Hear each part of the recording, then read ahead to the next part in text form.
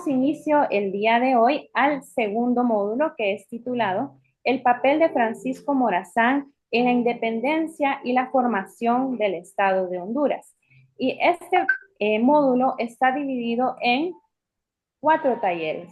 Y hoy vamos a ver los temas de los 2 primeros talleres, los cuales son Revoluciones del Atlántico, Ilustración y el Liberalismo como base política ideológica de Francisco Morazán y la niñez y adolescencia de Francisco Morazán. Y para ello hemos invitado a nuestro coordinador del diplomado, que es un conocedor y ha escrito también mucho sobre Francisco Morazán, para que exponga acerca del héroe centroamericano Francisco Morazán Quesada.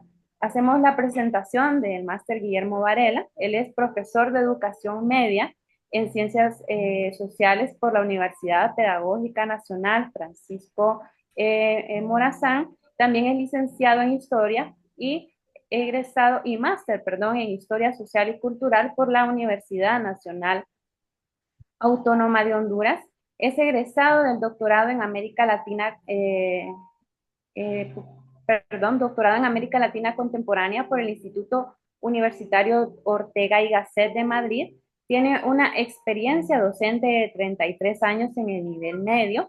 También tiene una experiencia docente en el nivel superior de 30 años. Asimismo, ha trabajado como jefe del Departamento de Consejería de la Jornada Nocturna del Instituto Jesús Aguilar Paz. También ha sido director general de Desarrollo Profesional, jefe del Departamento de Historia en la actualidad desde el año pasado.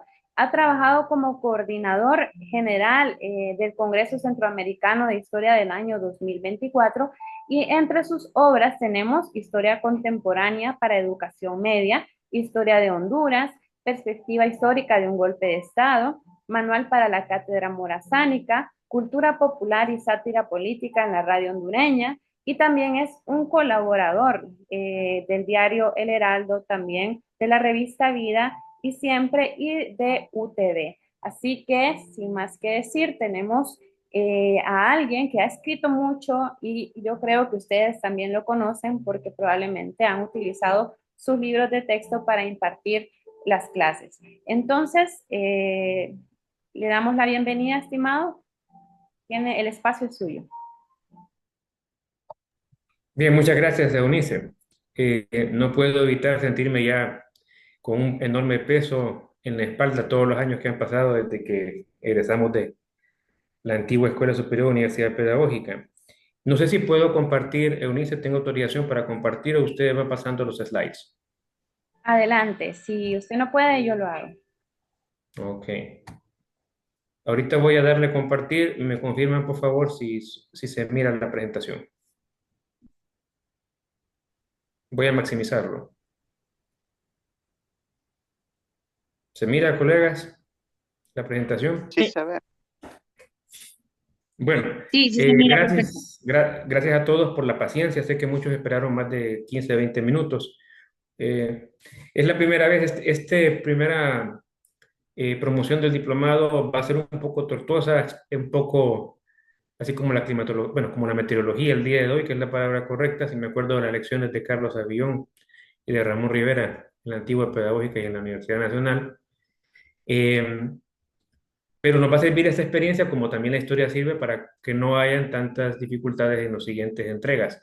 De alguna manera ustedes tienen el honor de ser los primeros, pero también los conejillos de Indias en este laboratorio porque por ensayo y errores que se aprenden.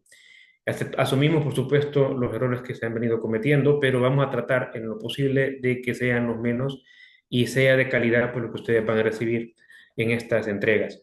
De hecho, este servidor de ustedes, pues, está como bateador emergente porque penosamente el doctor Sajid Herrera, que es especialista en este periodo, historiador salvadoreño, pues lamentablemente falleció su esposa la semana anterior y consideramos que ni siquiera habían pasado ya los 8 días para preguntarle siquiera de si iba siempre a poder colaborarnos con la actividad del día de hoy. Entonces, tuvimos la discreción del caso, el respeto al luto ajeno y estamos agradecidos porque él sí nos había manifestado su buena voluntad. Sajid Herrera es doctor, no sé si es por la Universidad Complutense de Madrid, pero su doctorado es de España, es un prestigiado y muy reconocido especialista en temas de la independencia del siglo XVIII y XIX, tanto en la región centroamericana como fuera de ella. Pero esto no quiere decir que asumimos que se acaba el mundo porque no pudo estar un colega. Es decir, si no es su servidor, habrán otros colegas que tendrán la posibilidad también de sacar el barco bien adelante. Así que con las disculpas del caso de nuevo, esto es el conjunto de temas que están planteados en el taller 1 y el taller 2 del módulo 2, que lleva por título El papel de Francisco Morazán en la independencia y la formación del Estado de Honduras. En el primer taller vamos a un poco partir de lo que de alguna manera ya habló la doctora Nancy Leiva y el doctor Amaya en parte, ¿verdad? Yo voy a hacer un poco un rápido repaso de esto para luego entrar a lo que interesa. En este caso, la ilustración francesa y su impacto en América. El segundo subtema es las revoluciones en el caso de Haití, Sudamérica y México a principios del 19, aunque yo voy a partir un poquito también sobre la independencia de los Estados Unidos, que también es un proceso independentista que influyó, por supuesto, en la independencia del resto del continente. No voy a profundizar mucho en los movimientos de independencia de Centroamérica porque precisamente aquí lo que hubieron fueron conatos relativamente débiles, como el del 5 de noviembre de 1811 en San Salvador o un año después en Guatemala. Ustedes ya saben, en términos bien generales, que la independencia de Centroamérica no tuvo realmente como causalidad una enorme lucha, una revolución de independencia, como si la tuvimos en el caso de Venezuela, en Colombia, en Argentina, o en México en su primer momento en la segunda década del siglo XIX, o no digamos en Haití 1804, lo mismo en Estados Unidos a partir de 1776. Entonces, ese tercer punto quizás no lo vamos a mencionar más que comparada la independencia de Centroamérica con el resto. Hablaremos algo más sobre el contexto de Tegucigalpa, porque es la cuna de Francisco Morazán. Una breve genealogía desde su abuelo, Juan Bautista Morazán, que proviene de Italia, hasta él, que va a ser el personaje fundamental en esas últimas 2 décadas, entre 1820 y 1840 en la región. Algo sobre la relación entre Francisco Morazán con Dionisio de Herrera y la formación de él, que también esto un poco lo tocó el doctor Amaya en la anterior entrega, pero si bien algunos temas va a haber alguna intersección, no nos viene mal porque igual estamos reforzando, aunque las perspectivas pueden ser ligeramente distintas, que la escuchen de mí o de Jorge o de Sayid Herrera. Y también estaba en este índice el papel y algo de la vida de María Josefa Lastiri que muy poco se ha estudiado en Honduras. En este caso, mi fuente fundamental es un ejercicio, un escrito de la actual ministra de la Secretaría de Arte, Cultura y los Patrimonios de los Pueblos de Honduras, la doctora Narela Vélez Osejo, quien publicó en una revista de la Universidad de Chiapas un escrito, creo que del año 2012, sobre 3 mujeres hondureñas. Una de ellas, María Josefa Lastiri, la otra creo que es una destacada feminista, no sé si era Visitación Padilla, y la tercera es una poetisa actual de apellido Vargas, eh, pero la primera parte es de José Falastiri. Sé que hay otra obra más escrita por una hondureña que honestamente no la he leído aún, pero sí leí este artículo que me pareció muy interesante, donde la doctora Vélez nos habla cosas de interés, aunque no obviamente con tanta exhaustividad como merece el personaje María José Falastiri. Bien, hago cambio ahorita de la diapositiva y me dicen si se observa el cambio de la diapositiva. A veces hay problemas con eso. ¿Se observa? Excelente. ¿O no se observa la diapositiva que acabo de cambiar? ¿Se Sí, sí, dice? se observa. Sí, se Bien. observa. Entonces, el espacio de tiempo del cual yo voy a hablar parte de 1792, aunque por supuesto el contexto de los diversos procesos históricos que influyeron en esos fines del siglo XVIII y las primeras 2 décadas del siglo XIX. Son aproximadamente 40 años o 39 desde que nace Morazán hasta la declaración de la independencia a partir de la de Guatemala, la ciudad de Guatemala, el 15 de septiembre de 1821. ¿Qué es lo que está pasando en ese momento y cuál es el contexto, no solo histórico, sino sociofamiliar de Morazán? Bueno, sabemos que nace un 3 de octubre de 1792. Por eso su esposa, María Josefa Lastiri, era menor que él apenas como 2 semanas, creo que ella nació a finales también del mes de octubre. Y en el contexto de lo que yo llamaría una época de cambios acelerados, sobre todo en Europa, ¿verdad? Que era la metrópoli de América, la revolución industrial primera en Inglaterra, que implicó el paso de la energía como fuente de energía, fundamentalmente lo hidráulico, lo eólico, o la fuerza de los animales o del ser humano, y se pasa a una fuente de energía derivada del carbón, el vapor, que se utilizó la máquina de vapor tanto en los transportes, lo cual revolucionó el comercio, las velocidades, interconectó todavía más al mundo, como también en importantes medios de comunicación que terminaron conectando primero Inglaterra y después el resto de Europa por vía férrea, es decir, a través del ferrocarril.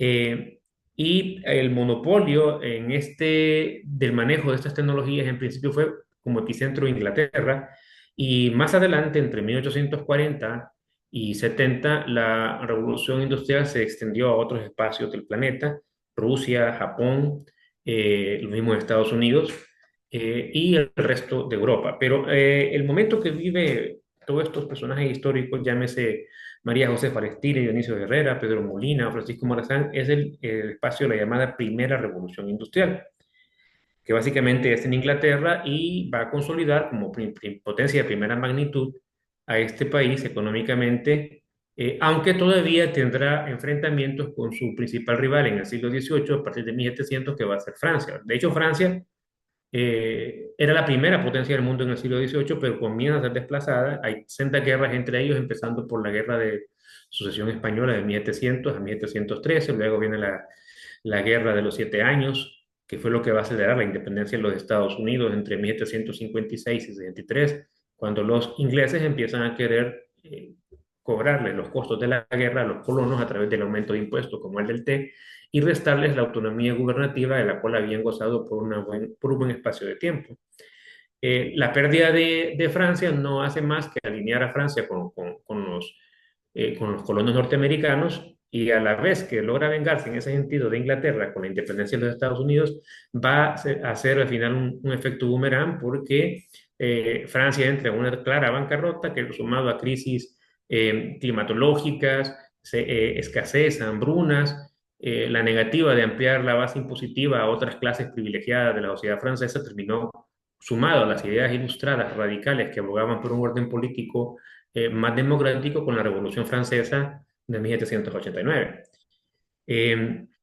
Y eso último que hablé de esas ideas, pues en ese contexto de desarrollo de la ciencia, que no paró desde la época del Renacimiento, de Leonardo da Vinci, de los racionalistas, de Descartes, hasta ese momento del siglo XVIII, que de alguna manera la ilustración va acompañando esos cambios económicos y termina siendo de alguna manera eh, una ideología que también a través de la cual se posicionan sectores que no son parte del poder político y reclaman un espacio en ese poder político, y plantean toda una teorización, no solo basada en la idea de la razón, basada en la ciencia, sino también en cuál debe ser el orden más legítimo de tipo político, ¿verdad? Y eso es lo que va a volver al final a la Ilustración en su rama político-ideológica subversiva a los intereses del status quo monárquico. Porque hay que decir esto, ¿verdad? De alguna manera la difusión de las ideas ilustradas tuvo que ver mucho con las monarquías interesadas en la aplicación de la ciencia a la racionalidad económica, a los inventos que eficientaran la producción, el comercio, la maquinaria que volviera más eficiente y más rentable pues estas actividades económicas. Pero en lo que no estábamos de acuerdo era después en los derivados o constructos políticos teóricos que también algunos ilustrados de la rama de la política comienzan a plantearse, como los órdenes políticos comparados en la historia y cuál debe ser el orden legítimo en la actualidad. Y cuando digo actualidad me refiero a esta época de finales del siglo XVIII. La Ilustración, pues como decía, influyó mucho, no solo en Francia, y no hay que olvidar que la corona española en este momento, cuando hay el cambio de dinastía a partir de 1713, de los Austria a los Borbones son una familia francesa, es decir, son parientes de los franceses Borbones, los que se instauran a partir del siglo XVIII en la corona eh, de España, e incluso el último rey, en la actualidad, el que fue abuchado en Valencia lo que ustedes vieron que le achacaban negligencia en el manejo al gobierno español del asunto de la Dana, don Felipe es Felipe Borbón, por cierto, ¿verdad? Es un descendiente de estos que hace 200 y pico de años se inquistaron, casi 300 años en la corona española de origen francés.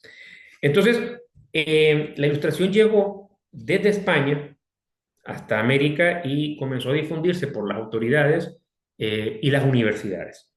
Precisamente va a ser un fraile franciscano de origen costarricense, Fray Antonio de Lien Diego y Coechea, que había estado cerca de 10 años en España y en Europa, que abrevó en las teorías ilustradas y se trajo de Europa bueno, obviamente en los barcos, una cantidad de miles de libros con los cuales renovó y enriqueció la biblioteca de la USAC, es decir, la Universidad de San Carlos, y comenzó a plantear el cambio de la enseñanza del latín al castellano, eh, el el uso del debate, la experimentación, y esto permitió el desarrollo particularmente de ciencias como la medicina, en el caso de la Universidad de San Carlos, como también el estudio de las teorías científicas de la época, fundamentalmente en la biología, en la química y la física. Y se puede decir que la Universidad de San Carlos no estaba muy rezagada de las principales universidades del resto del continente. Un clásico historiador inglés, Richard Koneske, que escribió una obra de mucha referencia hace más de medio siglo, América Latina en la época colonial, plantea que en aquel tiempo, siglo XVIII, siglo XIX, las universidades de América Latina o América Hispana no tenían nada que envidiarle a las universidades, por ejemplo, de las colonias inglesas y después de los Estados Unidos. Esa diferenciación en desarrollo se va a dar después prácticamente de la tercera década del siglo XIX y por otras razones. Pues la ilustración se puede decir también como una época, ¿verdad? Hay quienes plantean que la ilustración comienza desde fines del siglo XVII con pensadores como John Locke, que nació en 1612 y creo que muere en 1704. Él escribió unas obras interesantes que reflexionaban sobre la política de Inglaterra, que había vivido dos guerras civiles, la de 1642 y creo que otra en 1688, entre las disputas entre el absolutismo monárquico y los derechos del Parlamento, y él abogaba por eh, un balance a favor del Parlamento con respecto al absolutismo del monarca, lo cual al final se impuso después de esas guerras civiles en Inglaterra y lo lleva a escribir sus famosos ensayos sobre el gobierno. Y más adelante pues ya les voy a mostrar algunas de las ideas importantes que luego tienen cristalización en los órdenes jurídicos americanos. Eh, Se desarrolló, como dice acá, en el siglo XVII, comenzó a finales del XVII y se prolongó por lo menos hasta el primer tercio del siglo XIX, sobre todo en América Hispana. Eh, Fue denominada también esa palabra ilustración por la finalidad declarada de disipar las tinieblas de la humanidad mediante las luces de la razón y de la ciencia, por supuesto. Los pensadores de la Ilustración sostenían que la razón humana, fundamentada en la ciencia, lo que le acabo de reiterar, podía combatir la ignorancia, la superstición y la tiranía y construir un mundo mejor. También cuestionó, y esto es muy importante, al orden político absolutista y a la Iglesia. Y además, los principios, sobre todo políticos ilustrados, son el origen del pensamiento democrático contemporáneo, defendiendo el principio de soberanía popular versus la soberanía del monarca, el principio de rendición de cuentas y, ojo, esto es bien importante, el derecho a la rebelión. Pues John Locke, perdón, me confundí con la fecha, 32 al 704, había sido bastante longevo Locke. Él en sus obras planteó una idea bien interesante. Bueno, Locke va a ser el primero que va a plantear de que el hombre es un ser bueno, el hombre y la mujer, por supuesto, un ser bueno por naturaleza. Lo corrompe el ambiente, lo corrompe la sociedad, los órdenes políticos injustos, la desigualdad social, etc. Entonces, para él, todos los seres humanos somos iguales y libres por naturaleza. Y también plantea que nadie debe o puede dañar a otro en su vida, en su libertad o su propiedad. Considera que esos aspectos, el derecho a la vida, a la libertad y a la propiedad, son inalienables del ser humano. Y que para eso es que surge el Estado. Entonces él, al igual que su antecesor, que era apologista de la monarquía, Thomas Hobbes, eh, cree en la teoría pues, del pacto. Nos ponemos de acuerdo para darnos un orden, solo que Hobbes plantea la idea de que el hombre es el lobo del hombre y que por lo tanto la maldad solo se puede disipar con una autoridad superior que refrene nuestros bajos instintos, nuestra malicia innata, a diferencia de Locke, que plantea que no hay una maldad innata en el ser humano. Pero sí, en efecto, nos damos una autoridad para garantizar esos derechos y que no se imponga un capricho particular, y esos derechos deben estar estipulados en principios aceptados por todos, que más adelante se va a plantear la idea de que eso se plasma por escrito, por ejemplo, en una constitución. Otra idea de Locke es que el pueblo posee el derecho a resistirse y a deponer, ya sea al poder ejecutivo, en este caso al monarca, o al legislativo, al parlamento, cuando estos vulneran esos derechos individuales irrenunciables. Otro ilustrado posterior a Hobbes, perdón, a Locke, y es muy influyente, va a ser muy influyente porque Rousseau, Jean-Jacques Rousseau, Juan Jacobo Rousseau, que vivió entre 1712 y 78, como pueden ver, es muy posterior a John Locke, planteó unas ideas muy interesantes, no solo en la política, sino también, yo diría que Rousseau viene a ser como el padre de los principios constructivistas que hoy están en boga, que se atribuyen a Piaget y a otros importantes psicólogos y pedagogos del siglo XX, pero esas ideas de hacer vivencial la educación, de hacer que el niño descubra por sí mismo los secretos que le generan la curiosidad y que el aprendizaje está vinculado a aspectos emocionales, no son un concepto del todo original de Piaget, por ejemplo. Ya Rousseau planteaba eso en sus obras, ya desde el punto de vista de la teoría educativa, pero desde el punto también de vista de lo político, plantea ideas como las que tenemos acá, ¿verdad? De que el pueblo, aunque se dé una autoridad que le represente, sigue siendo el soberano y que esa soberanía es inalienable. Las personas que ejercen el poder, dice Rousseau, no son más que administradores de una voluntad soberana que es del pueblo. Y toda ley dice que el pueblo no haya ratificado directamente es nula. Bueno, esto es un poco ideal, ¿verdad? Hay países que seguramente ustedes han dado cuenta de cuando, por alguna razón, un quiebre constitucional, una revolución, un golpe de Estado, o porque consideran que debe actualizarse el ordenamiento jurídico, sus cartas magnas, eh, eligen una constituyente, la constituyente elabora una constitución y se ratifica. Pero en Honduras eso nunca ha ocurrido, hasta donde yo tenga recuerdo histórico. No sé si ustedes se siguieron en los últimos 8 años el proceso político en Chile. En Chile hubo una revuelta porque la gente cuestionó la cada vez más exclusión, por ejemplo, del acceso a la universidad, a pesar de que Chile es un país relativamente próspero, con indicadores de desarrollo humano brutales, en buen sentido de calidad, comparados con los de Centroamérica, excepto Costa Rica, pero la educación allá no es como acá, ¿verdad? En la Universidad Nacional, por ejemplo, con 300, 400 lempiras por trimestre uno estudia pues en el año. Allá es como estudiar en Estados Unidos, que si usted no hipoteca, o sea, en Jarana, como quien paga la hipoteca de una casa por 20 años, usted no puede estudiar una carrera universitaria, salvo que consiga una beca o que tal vez estudie humanidades. Parece que las humanidades, como no son consideradas carreras de alto lucro como el derecho, la medicina o las cuestiones tecnológicas como las ingenierías, sí gozan de ciertas subvenciones.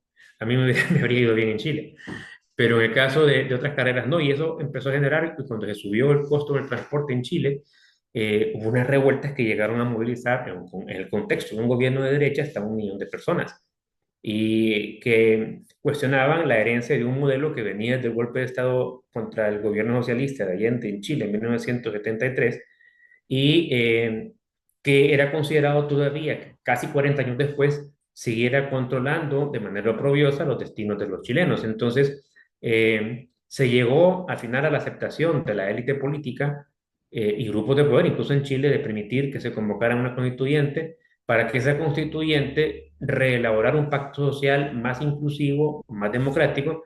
Y miren, esa constituyente creo que fue hace 2 años que terminó su cometido. Doctor, Se incluyeron tantas cosas, disculpen. no se me permite, referente al tema de la constituyente. Bueno, yo precisamente siempre había, bueno, en cuanto a una constitución, ¿verdad? La cuestión del pacto social casi nunca se hace de manera tan explícita como el caso que se ve en Chile, ¿verdad? Bueno, como usted decía, aquí en Honduras pues nunca se ha visto, ¿va? al Nunca tener... se ha visto que se ratifique, porque las constituciones, por ejemplo, la última que tenemos, se aprobó el 11 creo que fue el 11 de enero de 1982, lo aprobó la constituyente, que luego se disolvió, y no se ratificó, porque pero la ley no lo plantea, pero es un principio general que planteaba Hobbes que era necesario. Entonces, ¿qué pasó con Chile? Y perdón que lo interrumpa, solo quiero terminar esta parte comparándola con la cuestión contemporánea, con los ojos del presente. En Chile triunfó que se hiciera una constitución. La mayor parte de los legisladores constituyentes eran de izquierda, por cierto, y se aprobó una constitución demasiado liberal para los ojos tradicionales y conservadores de Chile, herederos del golpe de Estado del 2033, y se llegó a plantear, bueno, lo que está el matrimonio igualitario, derechos para la comunidad LGTBI, creo que ni en Estados Unidos existen ese tipo de libertades, y eso escandalizó a un sector muy importante e influyente, y hicieron nudo medios de comunicación, Iglesia Católica, sectores empresariales, y cuando se va a ratificar, porque la Constitución estaba aprobada, pero para que entrara en vigor tenía que ratificarla más de la mitad de la población, la Constitución fue derrotada y se volvió a convocar una constituyente controlada por una mayoría ahora de derecha y prácticamente pues se restableció casi lo mismo que lo que había en la época de Pinochet. Miren ustedes qué cosas, cómo son de cambiantes las simpatías políticas, ¿verdad? De un momento a otro son bastante, y eso que Chile es una sociedad mucho más educada que la nuestra, que el promedio de América Latina, pero al final creo yo, más allá de que estemos o no en contra de lo que prevaleció al final, fue un ejercicio mucho más democrático que en el promedio de los países del mundo en general y de América Latina. Entonces, pero ¿de dónde vienen estas ideas de respetar eso? De estos pensadores que en este momento estamos tratando de, valga la redundancia, ilustrar.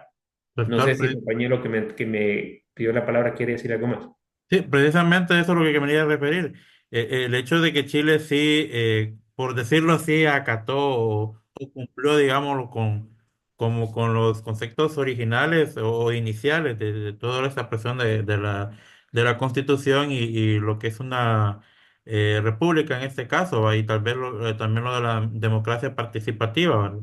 Entonces, mi pregunta también iba a preguntar eso, ¿verdad? Tal vez el caso de Honduras es porque es una, aunque en teoría, ¿verdad? Hay plebiscito y referéndum, pues creo que nunca se ha hecho. Seguimos siendo una democracia representativa. El otro referente a la Constitución de Chile también es porque, bueno, en cada momento histórico no es lo mismo ser liberal allá en aquellos tiempos de la edad moderna en Europa, edad colonial aquí en América, y inicios del periodo independiente a ser liberal el día de hoy, ¿verdad? En cuanto a pensamiento e ideología. Entonces también eso va cambiando bastante, ¿verdad? A veces también se hace bastante referencia al término de progresista. Entonces solo quería comentar eso y hacer hincapié en eso, porque que creo que en la época contemporánea el caso de Chile es bastante ejemplar, diría yo, y que deberíamos de una u otra manera pues seguir. Bueno, y lo que usted dice, las posiciones pues cambiaron y tal vez fue demasiado progresista y terminó en eso, pero realmente a mí me pareció un proceso bastante ejemplar. Bueno, en la medida de las élites políticas respetaron el proceso, se vuelve ejemplar. Es un ejercicio democrático bien interesante, como pocas veces se ve en el resto de las sociedades políticas del mundo, ¿verdad? Entonces, es un ejemplo, es para poder ilustrar esto que estamos planteando con estos teóricos, de dónde vienen estos criterios, ¿verdad? Que siguen estando vigentes, ¿no? O sea, la ilustración francesa, inglesa, española, hispanoamericana no terminó hace 200 años, sigue presente en nuestros cuerpos legales, son nuestros referentes. Cuando la población, bueno, una parte importante, porque obviamente no toda estaba en contra del golpe de Estado del 2009, se lanzó a las calles, y porque estamos conscientes de esos referentes políticos, de que es supuestamente desde una ética política lo correcto. Entonces, si en el 2009 se invoca el principio de insurrección, del derecho a la insurrección, mire desde cuándo viene esto planteado, hace casi 300 años.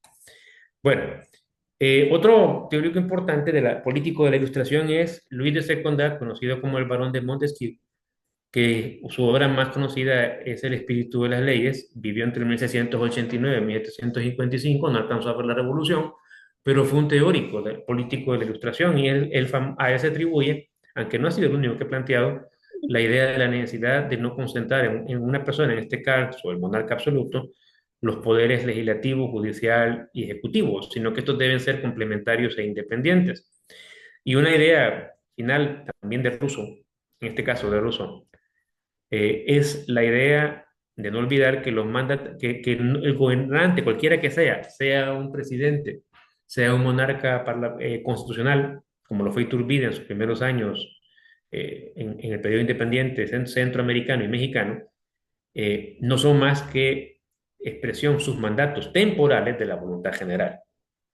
Y miren esto que dice Rousseau: el derecho humano a la libertad y a la igualdad está por encima del derecho a la propiedad. Esto lo diferencia de John Locke, que en el caso de John Locke es más conservador en el tema de la propiedad. Y esta idea es bien interesante, por eso es que para algunos también, si bien Rousseau es visto como un padre del liberalismo político, también es visto por otros como un padre de las primeras teorías socialistas. La idea de que la desigualdad excesiva pone en peligro el sentido comunitario del Estado. ¿Y qué se quiere decir con esta del sentido comunitario del Estado? La idea de que el Estado es el espacio que regula el bien común, que en teoría nadie puede ser, nadie está por sobre otras personas, que todos ante la ley tenemos que ser iguales. Y aunque desde el punto de vista socioeconómico al final no haya igualdad en nuestras sociedades, pero por lo menos debemos tener el derecho garantizado por el Estado a la igualdad de oportunidades, por ejemplo, educativas. Eh, Finalmente, pues quiero compartir de estos dos artículos, el 2 y 3, que seguramente muchos de ustedes ya bien los conocen, y lo planteo como un ejemplo concreto de cómo impactó esto, no solo en América, sino en nuestra Constitución, en Centroamérica, que dice el artículo 2 de la Constitución de la República, que se promulga prácticamente de 200 y pico de años después de la muerte de Rousseau, que la soberanía corresponde al pueblo, del cual emanan todos los poderes del Estado, que se ejerce por representación, que la suplantación de la soberanía popular y su usurpación se tipifican como delito de traición a la patria, que luego dice más adelante, la responsabilidad en estos casos es imprescriptible, etcétera, etcétera. Artículo 3. Nadie debe obediencia a un gobierno usurpador, ni a quienes asuman funciones o empleos públicos por la fuerza de las armas, o usando medios o procedimientos que quebranten o desconozcan lo que esta Constitución y las leyes establecen. Los actos verificados por tales autoridades son nulos y el pueblo tiene derecho a recurrir a la insurrección en defensa del orden constitucional. O sea, es como que estuviéramos hablando con Rousseau hace 220 años. Esto se ha mantenido. O sea, veamos, a lo que quiero llegar es, la ilustración evolucionó, por una parte, desde el punto de vista radical político, en las ideas socialistas, utópicas. Y de alguna manera, ¿por qué no decirlo? Yo creo que también Marx tuvo que haber tenido alguna influencia, por lo menos de Rousseau. Y también evolucionó otra corriente dentro de la Ilustración al liberalismo. Y el liberalismo, por lo menos antes de la muerte de Morazán, era en aquel momento la ideología revolucionaria en función de los conceptos anteriores más vinculados a los regímenes monárquicos absolutos. Recapitulando y cayendo ya a los procesos de independencia, podemos hablar de causas internas y externas de los movimientos de independencia en Hispanoamérica y en general en el continente americano. Uno, el descontento, que eso se mezcla. Esta es una especie de intersección entre lo externo y lo interno. Lo externo es que los Borbones, como ya explicaron mis antecesores, intentaron eficientar el manejo, sobre todo desde la perspectiva económica del imperio, y por eso van a aplicar principios ilustrados de racionalidad burocrático-administrativa, tomada el ejemplo de sus pares franceses, pero también tratar de generar con las sociedades económicas los esfuerzos de mejorar la agricultura, la economía. Por ejemplo, José Cecilio del Valle, cuando fue empleado novato de la Audiencia de Guatemala, se le encomendó elaborar una obra sobre el control de las plagas de la langosta en los cultivos de Centroamérica. Entonces, ¿qué es lo que hace con esa obra José Cecilio del Valle? Investigar y encontrar soluciones al problema que tiene que ver claramente con la economía. Entonces, está aplicando la ciencia para la mejora, en este caso, de esa porción de la humanidad vinculada a Centroamérica.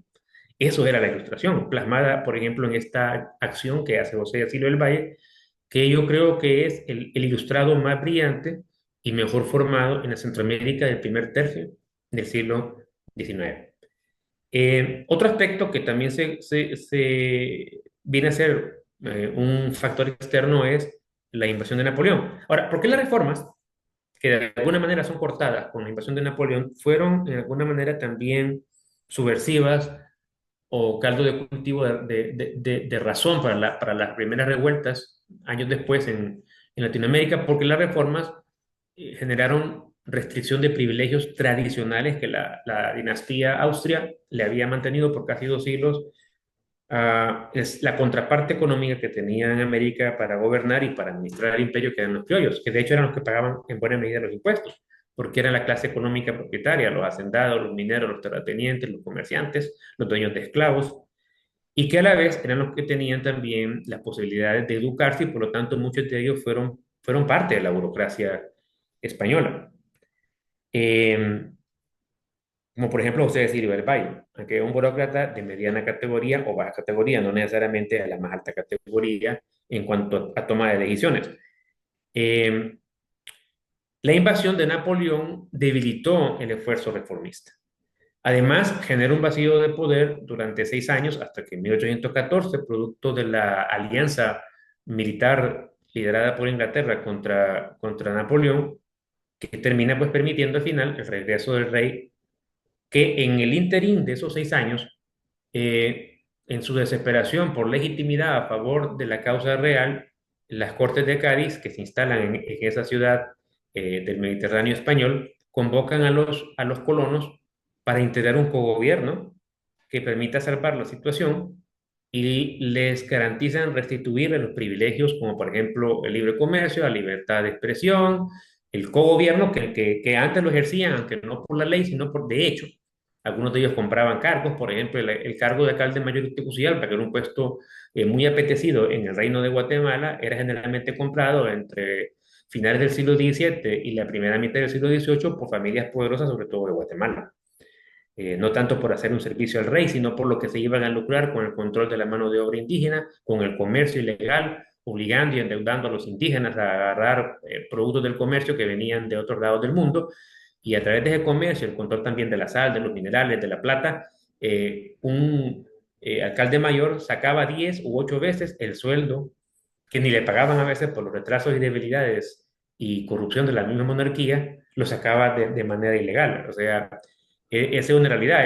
Los criollos llegaron a tener en cierto momento prácticamente el control de América sin independizarse. Por eso es que las reformas borbónicas son consideradas una reconquista muy dolorosa para estos sectores que comenzaron a menguar sus beneficios, que empiezan a dejar de tener control de puestos burocráticos y que empiezan a experimentar el cobro de impuestos mayores que antes no pagaban. Entonces, esto es una agitación que se suma a las causas externas, pero a la vez internas, es el descontento de la independencia.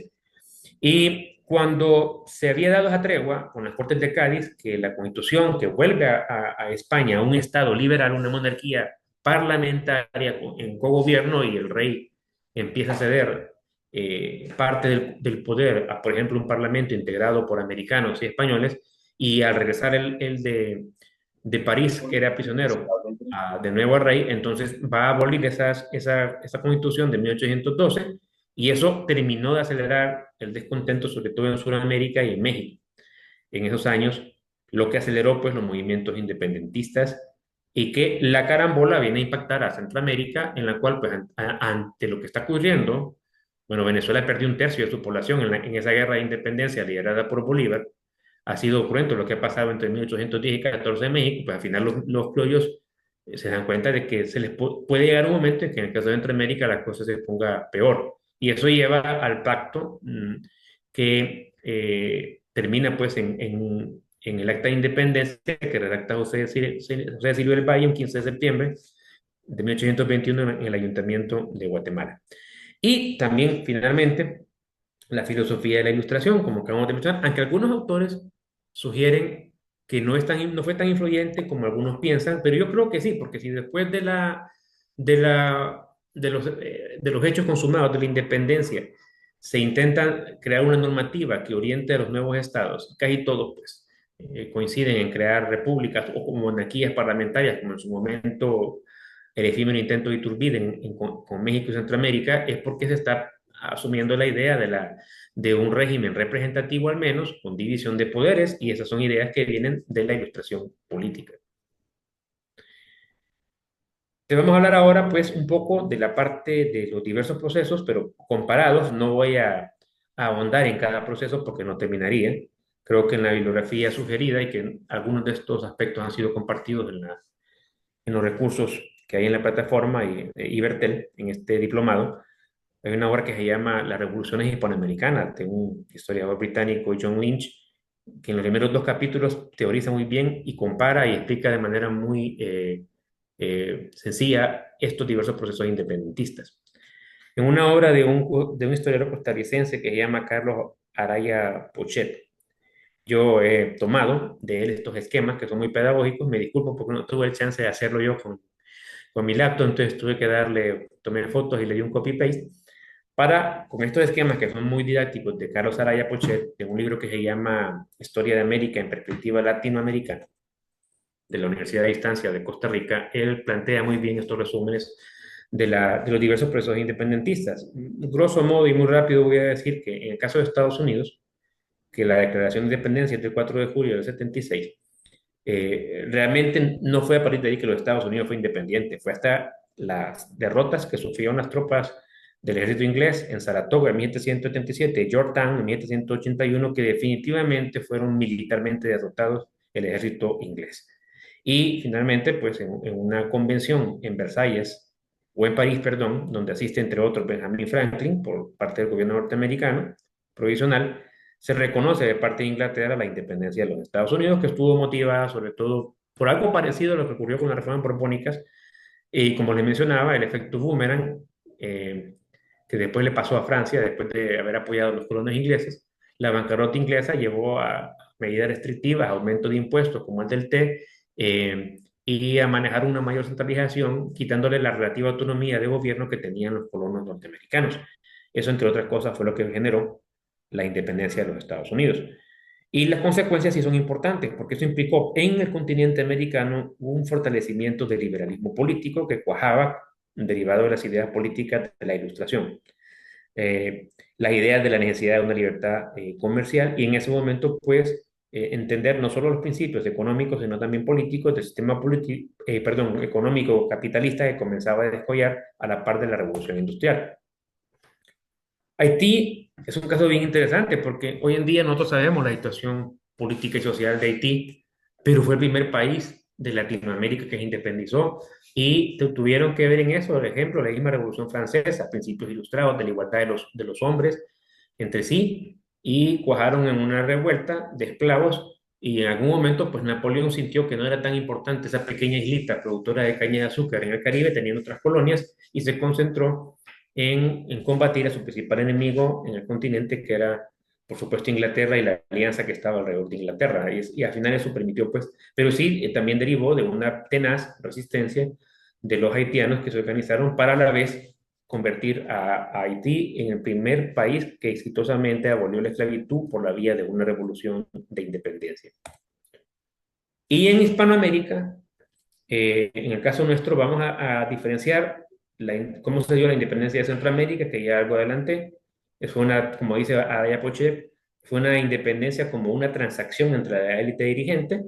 En cambio, en Sudamérica hay una rebelión armada, cuyas principales cabezas de norte a sur van a ser Simón Bolívar, y en el sur José de San Martín, que junto a O'Higgins liberan Chile, Argentina, y al final confluyen los ejércitos de San Martín con el de Bolívar, que ha liberado a Colombia, obviamente, junto a grupos sociales de base amplia, por ejemplo, esclavos, mestizos. A los esclavos se les ha prometido que no va a haber más esclavitud, lo cual Bolívar, cuando llega a ser gobernante de la Confederación Neogranadina, no puede cumplir. Los intereses en juego de las élites son muy poderosos, y al final van a terminar traicionando a Bolívar, y el mismo Bolívar en algún momento no va a soportar la tentación que así soportó Morazán de volverse dictador. Entonces, sí, hay una rebelión armada, sangrienta, y las élites, pues, al final se imponen, no se cumplieron. En el caso de Bolívar, las promesas que se prometieron, ¿verdad? Por cierto, les recomiendo, si tienen chance de ver, creo que en YouTube hay una película bien interesante. Sé que en las plataformas hay una película de Bolívar, pero hay una película que encargó, creo que Chávez, en la época de la bonanza petrolera. El actor principal es un colombiano que hace el papel de Bolívar, y el que hace de José de Paula Santander, a principio aliado y después antagonista de Bolívar, fue el Jorge Valenzuela que personificó en la película Morazán de la Pedagógica y Hispano Durón a Morazán, ¿verdad? Este Jorge Valenzuela que aparece en esa película que se llama El Libertador, está en YouTube, es una muy buena película. Chávez le aportó a la productora creo que 50 millones de dólares. Los efectos son muy buenos. La recreación, la geografía, las actuaciones. Edgar Ramírez, que es el principal actor, que ha salido en series de HBO y películas interesantes norteamericanas de Hollywood, es el actor que personifica a Bolívar. Aunque tiene ciertas licencias de ficción, por ejemplo, la muerte de Bolívar ahí se plantea como que es emboscado a traición y lo van a matar. La historia lo que refiere de Bolívar es que fue que murió de tuberculosis. Claro, en el contexto de traiciones, en el contexto de su decepción con lo que pasó, todo lo que hizo para lo que él dice haber arado en el desierto.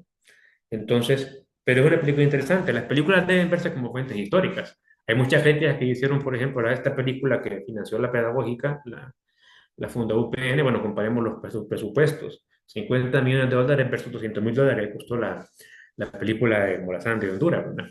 Eh, pero yo creo que sí tiene cosas interesantes. Y hay que entender, de hecho, Hispano Durón, al empezar la producción de la película, aclara que es una película con un fondo histórico, pero en buena medida es una historia ficcionada. Y ya con esa advertencia, cualquiera que le quiera criticar, como por ejemplo el respetable morazanista don Miguel Cáliz, que hizo un ensayo, no sé, como de 20 páginas, encontrando 133 errores históricos a la película Morazán, pues deben estar claros de la misma advertencia que hizo Hispano Durón.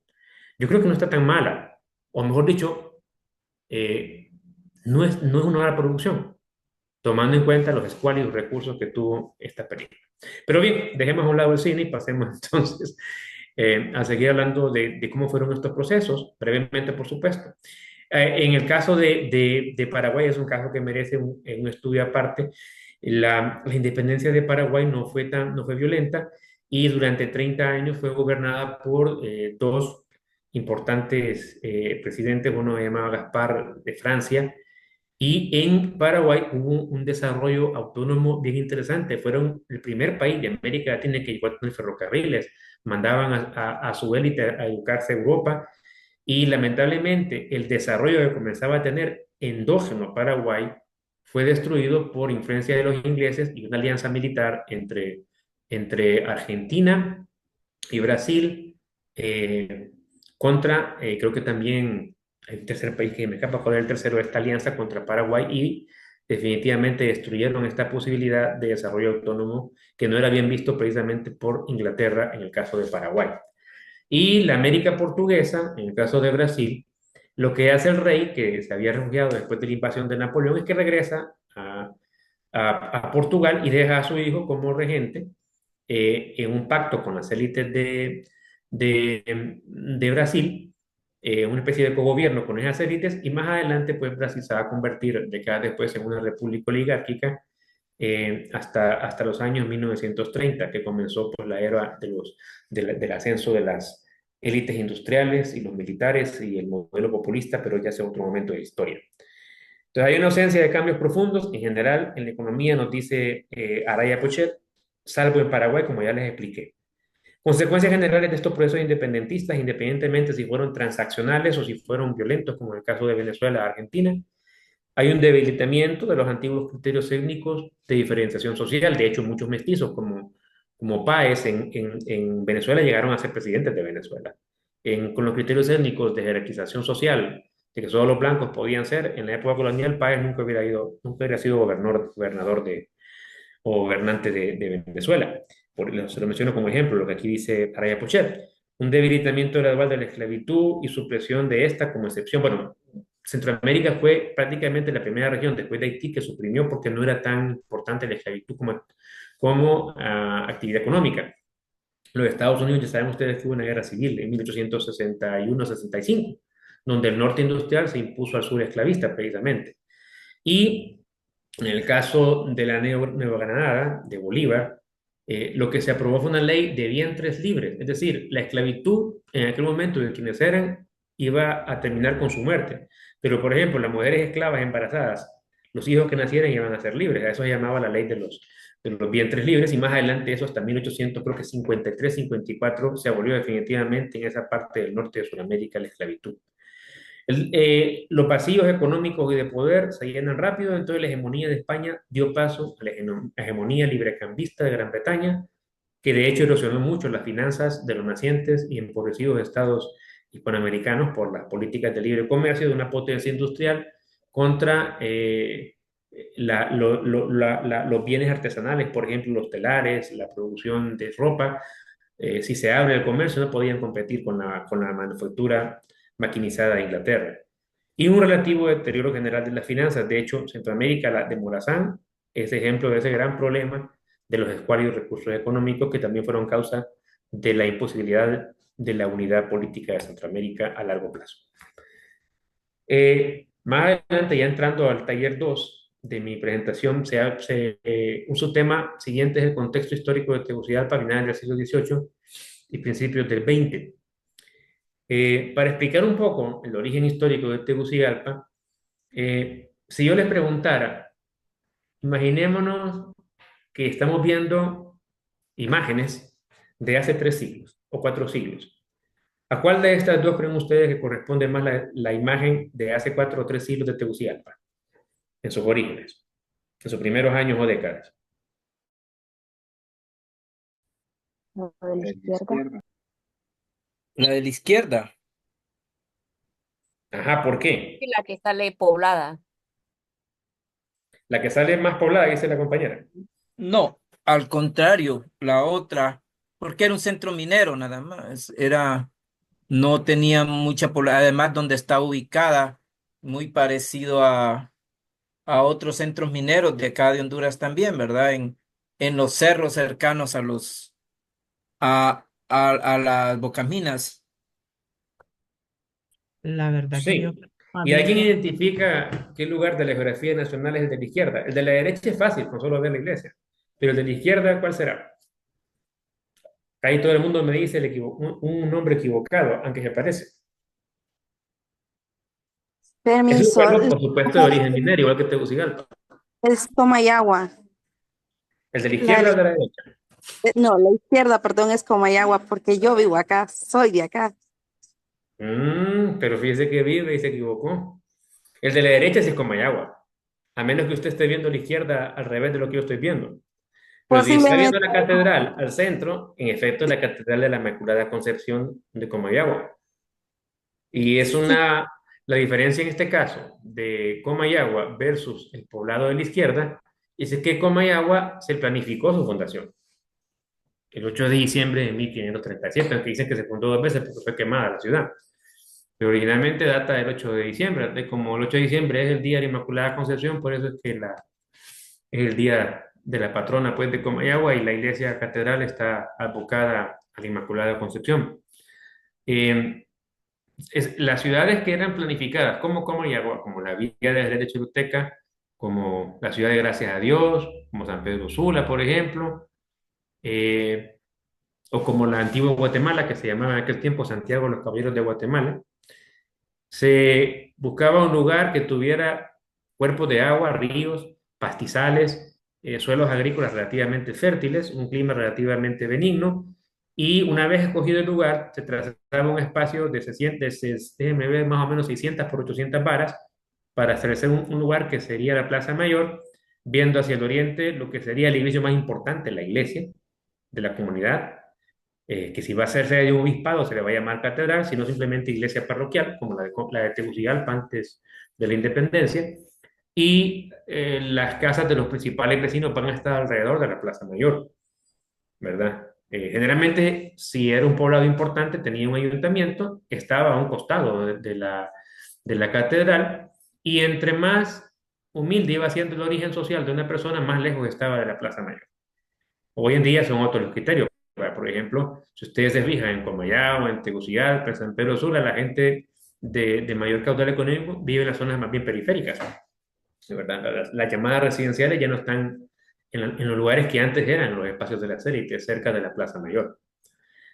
Y ese caso, pues, este trazo urbano se le llama trazo en parrilla o renacentista, que se trazaban calles de norte a sur y de este a oeste, o en cuadrícula, por eso le llaman también en parrilla. El de la izquierda corresponde a un poblamiento anárquico que tenía que ver con dónde se descubrían, como decía Luis Rodríguez, los bocaminas. Así se pobló, no se fundó como sí como Comayagua, Tegucigalpa. Claro que hay una fecha de creación del Real de Minas, como se le llamó al principio el poblado urbano de Tegucigalpa, que es el 29 de septiembre de 1578. Pero no fue un acta con notario, con celebración específica, con el protocolo que se estilaba cuando se fundaba, por ejemplo, Comayagua o Gracias. Entonces, eso es una cosa importante entender. El poblado de la izquierda, para los que están con dudas, es San Antonio de Oriente. ¿Alguien ha ido alguna vez a San Antonio de Oriente? No conozco, pero solo lo he visto en retratos, en pinturas y es muy bonito. Ajá. Ahí Ya conozco. vivió el pintor primitivista hondureño más famoso, que se llamaba Como, que era peluquero del primer director de la Escuela Zamorano, el que nos acostumbró a pintar ese pueblito con aquel sacerdote José de Antonio traje negro, Domínguez, el José perro Antonio bacatero con la Velázquez. cola de la José costilla. Velázquez. José José Antonio Antonio José Velázquez. Antonio Velázquez, Velázquez. que José no era Antonio de ahí, Velázquez. era de Caridad Valle, pero se radicó ahí y lo hizo famoso porque incluso lo dio a conocer con gente importante del mundo de la farándula y del espectáculo gringo como Shirley Temple, eh, Wilson Poppen, el primer director de la Escuela Zamorano. Y se lo llevaron a Estados Unidos. Hay exposiciones. De hecho, cuadros de Velázquez adornan los salones hoy en día de la Organización de Estados Americanos. De Velázquez de alguna manera internacionalizó la imagen de Honduras con sus pueblos pintorescos. Entonces, ¿cuál fue la inspiración de Velázquez? San Antonio de Oriente, un pueblo de origen minero poblado a finales del siglo XVIII. En el caso de Tegucigalpa, pues podemos decir brevemente, se pobló por españoles atraídos por los hallazgos de minas de plata entre 1550 y 1570. No significa cerro de plata, como dicen algunos. Es un poblado de origen lenca, pero la plata no tenía importancia para los lencas, para que le hayan llamado cerro de plata, como si lo tuvo en su momento, por ejemplo, el jade para los mayas o el oro para los incas. El Real de Minas se creó el 29 de septiembre de 1578. Su primera autoridad fue nombrada de Guatemala cuando se nombró su primer alcalde mayor en 1580 para administrar varios poblados de origen minero, no solo el poblado de Tegucigalpa, que se llamó Real de Minas. En la medida de que fue prosperando y se convirtió en la cuarta ciudad más importante de Centroamérica, después de León, Nicaragua, de Santiago de los Caballeros de Guatemala y de Comayagua misma, se le dio el rango de villa cuando la visitó el capitán general Fernández de Heredia y por eso le dio el nombre de Villa de San Miguel de Heredia de Tegucigalpa en el año de 1772. En un momento en que la prosperidad relativa por la minería fue mayor y se dieron las construcciones más importantes, como por ejemplo la iglesia parroquial de San Miguel, que fue financiada en buena medida con el pecunio de un sacerdote que era el jefe de la iglesia de Tegucigalpa y que pertenecía a una de las familias más acaudaladas y que estaban vinculadas a la minería, a la hacienda, a la misma iglesia, a las milicias y fuerzas militares que son la familia Zelaya, de donde desciende hoy en día el expresidente Zelaya. Un ramal de esa familia pues se fue para Olancho. Se llamaba José de Zelaya y su retrato creo que fue pintado por José Miguel Gómez y está dentro, pues, de no estar equivocado, y me corrigen los colegas, dentro de la catedral. Y en 1821, a diferencia de Comayagua, que si no me equivoco adquirió el título de ciudad en 1555 y se trasladó el obispado en 1561 de Trujillo, Tegucigalpa recibió el título de ciudad hasta el 11 de diciembre de 1821 por su lealtad a la independencia proclamada en principio desde Guatemala, a diferencia de los condicionamientos que en su momento puso Comayagua.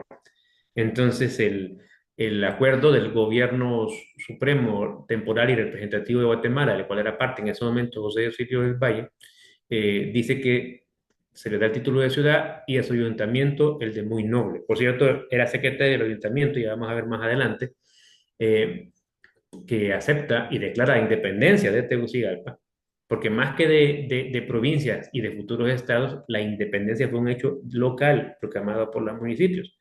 Los pliegos, por ejemplo, llegaron a Comayagua simultáneos, las copias manuscritas de la independencia, y tardíamente en octubre llegaron a Costa Rica, a San José y a Cartago.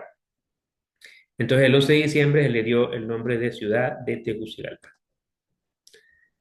En 1792, que es cuando nace Morazán, había experimentado un auge económico derivado de la producción minera, como les decía, se le llama esto el medio siglo de oro en la historia de Tegucigalpa. Por cierto, no confundan eh, la villa de Tegucigalpa, Real de Minas de Tegucigalpa y después Ciudad de Tegucigalpa, que es lo mismo con Alcaldía Mayor de Tegucigalpa. Y ya vamos a ver un mapa para que entendamos la diferencia. O sea, es como decir Guatemala. Guatemala es el estado de Guatemala o la República de Guatemala y tiene como capital Guatemala. Por ahí va lo que les quiero explicar. La Alcaldía Mayor de Tegucigalpa era una provincia bastante grande, cuya cabecera o capital era la villa de Tegucigalpa y después Ciudad de Tegucigalpa. Eh, entonces, como les decía, en ese momento del nacimiento de Morazán, Tegucigalpa era la cuarta ciudad más importante de Centroamérica, incluso la más cara por el tema de la minería, aunque estaba empezando ya un momento de declive de su antiguo auge de medio siglo anterior. ¿Qué es lo que va a generar un problema político en este momento entre Comayagua y Tegucigalpa?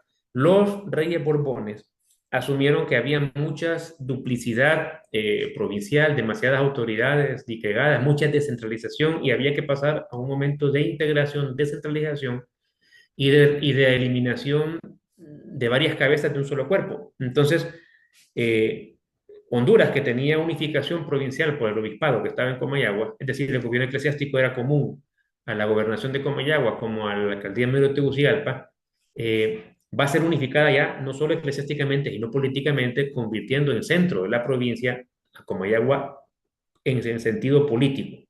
Y Tegucigalpa deja de ser una región autónoma de Comayagua y se convierte en una subdelegación.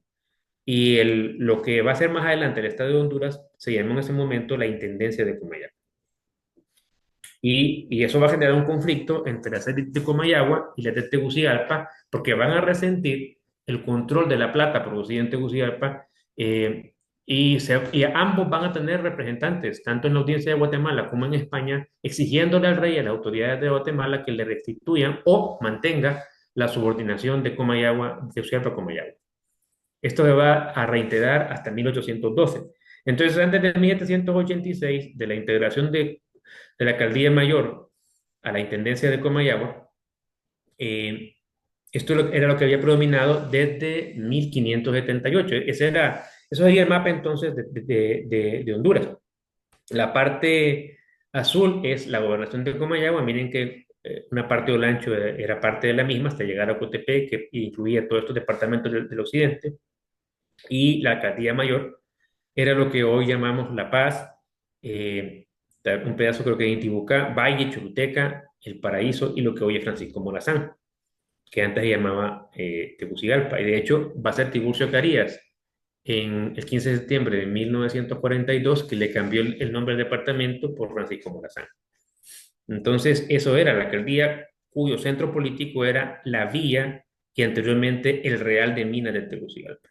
La parte en verde fue la parte nunca conquistada por los españoles, que hoy sería la Mosquitia, creo que alguien señaló dónde vive o dónde tiene parientes, creo ahorita, ¿verdad? Y un pedacito de Olancho, eso era la Tagus-Galpa. Y la parte rosada es el territorio de los ingleses, que lo tuvieron por aproximadamente 2 siglos hasta que fue recuperada en la administración del presidente Guardiola. Bien, de esa época de auge es que se dio la construcción de esta, que todavía es una muy bonita, de las mejores iglesias estéticamente hablando de la región centroamericana, es la parroquia de San Miguel Arcángel de Tegucigalpa, del barroco tardío, con esas características de las columnas almohadilladas que son muy parecidas a las de Sabana Grande. El arquitecto fue contratado desde Guatemala y también los escultores, excepto las pinturas, buena parte de las cuales son de un hondureño llamado José Miguel Gómez. La escultura, los retablos y la arquitectura es de Juan Naciancino Quirós y los retablos de un señor llamado Vicente Gálvez. Otra iglesia importante de fines de la colonia es la de los Dolores, una hermosa iglesia generalmente de negros y esclavos libertos y los pardos y comunidades mestizas. Era la iglesia pues, de los sectores humildes. En cambio, lo que hoy llamamos la catedral o la iglesia parroquial de San Miguel era de, de la élite. La parte que corresponde a la genealogía de Morazán, brevemente vamos a decir que la familia de Morazán provenía de la isla de Córcega, de Italia, igual que Napoleón Bonaparte. Y Córcega después pasó a ser un dominio francés. De hecho, por eso Napoleón Bonaparte llegó a ser emperador de Francia, aunque su origen de su familia era como igual que Morazán italiano. El apellido real, de hecho, del abuelo de Morazán se llamaba Juan Bautista Morazani y se estableció en 1764 en otro poblado de origen minero, el mineral de San José de Yucarán, donde comenzó esta familia a amasar una importante fortuna que luego los va a llevar a ser comerciantes, hacendados. Don Juan Bautista tuvo 8 hijos. Uno de ellos, José Eusebio Morazán, va a ser el padre de Francisco Morazán. Y su madre, Guadalupe Quesada Borges, con quien procreó no solo a Francisco Morazán, sino dos hermanas, Cesárea y Micalea, y finalmente a su hermano menor, Benito, que se hizo sacerdote. Uno de los últimos temas de este taller 2 es la educación de Francisco Morazán y el papel de Dionisio de Herrera. Ramón Rosa, que fue el primer biógrafo contemporáneo de Francisco Morazán, hondureño, nos dice en su obra que se llama Historia del Benemérito General Francisco Morazán, que no vio luz editora hasta 1971, casi 80 o 90 años después de que él la escribió. Nos dice que aprendió las primeras letras, escritura, gramática latina, en escuelas privadas, es decir, gente que abría un espacio para la gente que podía pagarla, porque no había una educación pública generalizada en ese momento. Que quería estudiar algo mejor se iba al Colegio Tridentino y después a la Universidad de San Carlos. Son descritas por Rosa como de pésima calidad, con contribuciones de los padres de familia. Creo que el profesor Amaya les amplió un poco de eso, de una escuela que tuvo la vigencia de un año, y generalmente lo que aprende Morazán va a ser con el apoyo de su familia, de sacerdotes, ese año en esa escuela y su interés autodidacta. Y nos dice que a pesar de estas limitaciones, la letra de Morazán era, y de hecho ustedes pueden ver las cartas que las pueden encontrar en la red de Morazán, son muy bonitas. La letra de él mucho mejor, por ejemplo, de alguien que tuvo más instrucción que él, como José de Sirio del Valle. Se entiende mejor la letra de Morazán. Pues en efecto, nos dice el mismo Rosa, fue un gran autodidacta que aprendió mucho en su juventud en las bibliotecas de vecinos prominentes de la vía, Tegucigalpa. Por ejemplo, la de Esteban Vázquez, un litigante de causas legales, donde él aprendió elementos importantes del derecho y tenía una biblioteca en la que comenzó a brevar bastante Francisco Morazán. Y más adelante, cuando a partir de 1820 se conoce con Dionisio de Herrera, de cual va a ser auxiliar escribiente de Herrera como secretario del Ayuntamiento de Tegucigalpa. Nos dice en la misma hora Ramón Rosa que conocía muy bien el castellano, el latín, porque obviamente leyó en esas lenguas, y francés. Y en aquel momento la lengua franca, más que el inglés, era el francés, porque aunque ya Inglaterra había desplazado como potencia militar y económica del mundo a Francia después de la derrota de Napoleón Bonaparte, la cultura francesa seguía siendo la dominante y todavía era la lengua franca. Pasaron muchas décadas para que el inglés se convirtiera más adelante en la lengua franca universal, como lo es hasta el día de hoy. Y algo bien importante, no solo estudió elementos que tuvieran que ver con cuestiones de derechos, sino también historia, filosofía. Ustedes van a encontrar, si leen el manifiesto de David o los escritos de la Revolución del 29, más otros importantes escritos que han sido divulgados sobre Morazán, que él recurre mucho a hablar, por ejemplo, de los romanos, de la Grecia antigua, de la historia contemporánea. Es decir, Morazán aprendió de la historia a través de su actividad autodidacta y trató de aplicar y sacar enseñanzas de la misma como político y como actor relevante de la historia misma de Centroamérica en ese momento. Dionisio de Herrera, para entender un poquito más esa relación con Morazán, nació un 9 de octubre de 1781, es decir, era mayor, 11 años que Morazán. Nació en la villa de Gel Choluteca y era hijo de don Jacinto Herrera, que a la vez era tío político de José Cecilio del Valle, que era sobrino de doña Paula Díaz del Valle, hermana menor de don José Antonio. Y los hijos que tuvieron Jacinto Herrera y Paula Díaz del Valle fueron Justo, Próspero y Dionisio de Herrera. Justo y Dionisio llegaron a ser jefes de Estado. En el caso de Dionisio de Herrera, que es el personaje que estamos hablando ahorita, llegó a ser jefe de Estado también de Nicaragua. Y fue electo 2 veces, pero lo rechazó jefe de Estado de El Salvador. O sea, fue electo democráticamente por 3 estados jefe del Estado. Rafael Isidoro Valle, que fue el primer historiador profesional de Honduras, describe a Herrera que aprendió a leer y escribir y contar en la escuela del señor Felipe Santiago Reyes en Tegucigalpa. Y en 1794, 5 años después de su primo Valle, que también migró con su familia en ese momento en Guatemala, en 1789, se trasladó para cursar estudios, al igual que Valle en la Universidad de San Carlos, que como les había mencionado, estaba muy influenciada por el espíritu que le insufló el fray Antonio Liendo de Cochea, un importante ilustrado en Centroamérica y que, como les dije, había estado muchos años en España y en Europa. También abrazó los principios democráticos de los teóricos que ya les mencioné e hizo suyos los principios del liberalismo económico. Cuando regresó a Tegucigalpa en 1820 tenía la mayor biblioteca de la provincia. A propósito, esta biblioteca que ustedes miran acá no es la de Herrera. Yo lo utilicé nada más para ilustrar, pero los libros son de la época y seguramente muchos de estos libros los tuvo Herrera en su biblioteca, que fue quemada en el sitio de Comayagua el 10 de mayo de 1826, cuando Comayagua cayó por las tropas usurpadoras de Justo Mía, que dirigía la causa del ahora dictador, presidente federal, Manuel José Arce, que se lo lleva preso a Guatemala. Estos libros eran de José Cecilio del Valle y ustedes pueden verlos. Por supuesto, tienen que hacer una solicitud a la Universidad Francisco Marroquín, deben escribir a Jacqueline de León, que es la encargada de la biblioteca Ludwig von Mises. La biblioteca Ludwig von Mises tiene una sala dedicada a José Cecilio del Valle. Los herederos de José Cecilio del Valle la donaron, supuestamente es la historia oficial. Un prestigioso historiador guatemalteco, que me reservo su nombre, me dijo que la vendieron en $300,000. Muy probablemente la biblioteca original de José Cecilio del Valle llegó a tener más de 10,000 libros. Imaginan ustedes en aquella época en la que el 98% de la gente no sabía leer ni escribir. Y son libros, yo he tenido la oportunidad un par de veces que yo estoy en la biblioteca de verlos, los que permiten verlos, por supuesto, porque no los puede ver todo uno. Tenía una colección de mapas, como de 60 mapas de la época. Hay libros de astronomía, libros de física, de literatura. Fíjense que lo que menos hay es de derecho, de filosofía, de historia, de economía, que era la ciencia que más le encantaba a José Cecilio del Valle. O sea, él le confesaba en sus cartas a Dionisio de Herrera que si había cosa que a él le aburría era ser abogado, que lo que quería ser era un naturalista, un botánico, un biólogo. O sea, Valle era un científico, era el reflejo de un ilustrado. Y se moría por traer sabios de Europa que le ayudaran a corregir el rumbo de Centroamérica. Se quejaba de la poca formación que heredada del pasado colonial, pues tenía la burocracia colonial y que no importaba la raza de la persona, pero sí la instrucción.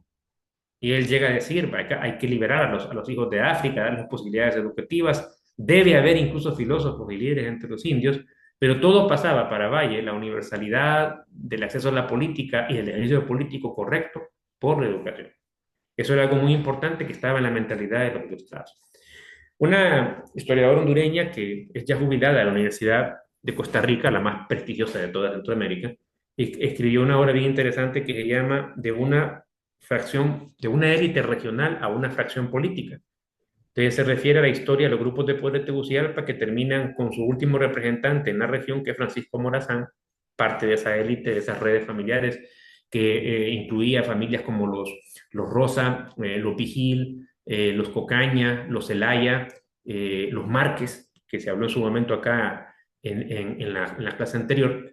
Entonces, esta biblioteca de Herrera, que no fue muy distinta a José Cecilio del Valle, dice Ethel García en esa obra, que tenía obras de diversa variedad y la compartía en tertulias largas con sus amistades, y entre sus asiduos lectores se encontraban, dice Ethel García, por supuesto Francisco Morazán. Y hablando un poco del primo hermano de Valle, que en algún momento llegó a ser 2 veces adversario por la presidencia federal con con Francisco Morazán.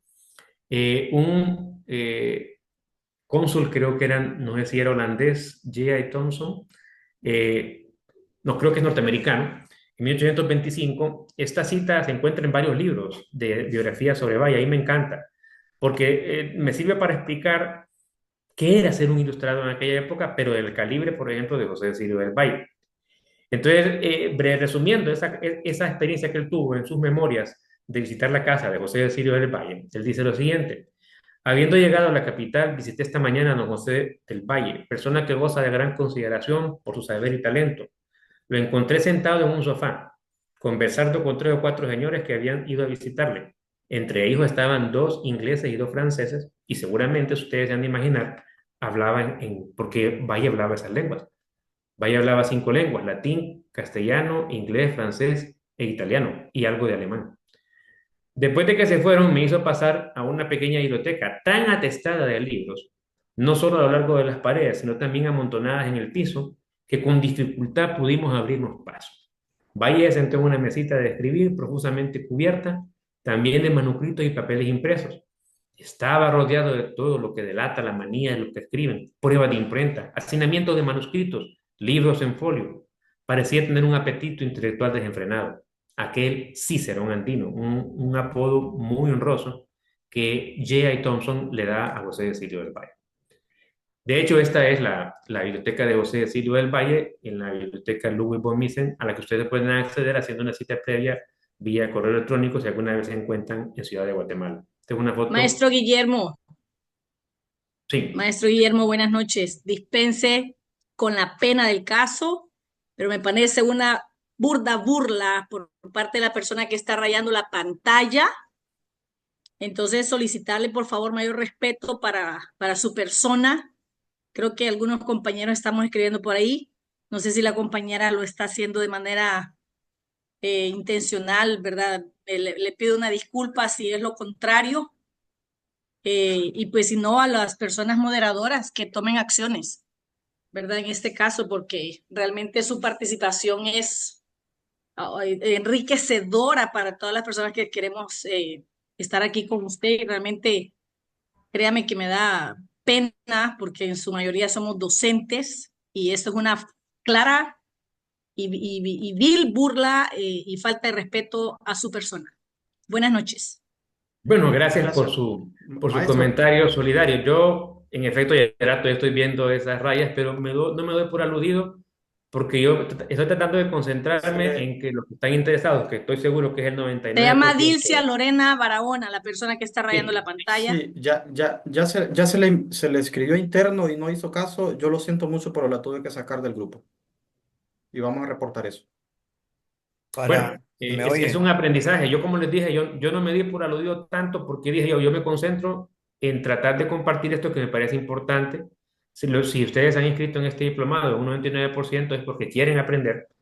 Y yo lo que trato es compartir mi experiencia, que algo creo que he aprendido sobre el tema, y creo que es importante no quedarse con el conocimiento, sino compartirlo. Y esa es la idea, ¿verdad? Entonces yo me concentré en eso y no me sentí ofendido. Yo creo que las cosas van de donde vienen, y el que hizo eso, pues él mismo refleja quién es, o ella misma refleja quién es. Entonces yo no me siento ofendido, creo que ella es la que debería sentirse en sí misma ofendido. Pero yo lo doy vuelta a las páginas y digo, mejor avanzo. Usted les decía que este es un lugar que si ustedes van a Guatemala deberían de conocer. Y son muy amables, no cuesta un centavo. A la par de esta biblioteca está el Museo Maya Popol Vuh, que es una belleza, un museo del otro mundo. Y bueno, Guatemala es un país lindísimo, ¿verdad? Y tiene tantos atractivos, Perdón. pero culturalmente este es uno de los atractivos que yo le recomendaría: visitar la biblioteca de José Cecilio del Valle y la colección de mapas de... Bien, sigo adelantándome un poquito para que me quedan pocas diapositivas, creo que unas 3 o 4. No sé si sería mejor cortar y quizás no desarrollar lo de María Josefa, porque creo que ya me extendí bastante, aunque yo ni he sentido el tiempo, pero veo que el reloj ya avanzó. Solo voy a concluir con 2 slides. Morazán pues inició su vida pública en las postrimerías de la colonia, colaboró como asistente del alcalde Narciso Mayor en el ayuntamiento de Tegucigalpa, fue defensor de causas legales en las que demostró lucidez y capacidad. Nos dice un biógrafo de él más contemporáneo, Alberto Santana, de México, que les va a dar una charla, creo que en 2 semanas, sobre Morazán.